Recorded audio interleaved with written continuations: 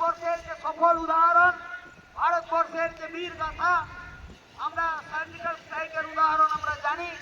আমরা সেই সার্জিক্যাল স্ট্রাইকের পরবর্তীকালে সাক্ষাৎকার পেয়েছিলাম যে যারা সার্জিক্যাল স্ট্রাইক করেছিল তারা তার উপরে আর আজ এই সারা সংঘের নাম শোনা যেত না, সংঘকে ঘৃণা করা হতো, বারবার সংঘকে ব্যান করে দেওয়া হয়েছে। ৯৯ সালের আগেও জেনে কিছু লিখে দিচ্ছে, কেউ জেনে কিছু লিখে দিচ্ছে।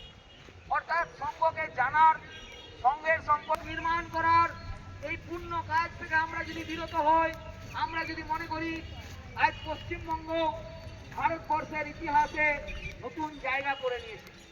একটা সময় আমরা যখন অখিল ভারতীয় বৈঠকে যেতাম, অখিল ভারতীয় বিভিন্ন প্রান্তে প্রবাস করতাম, তখন সবাই বলতো আরে কি বিষয় আছে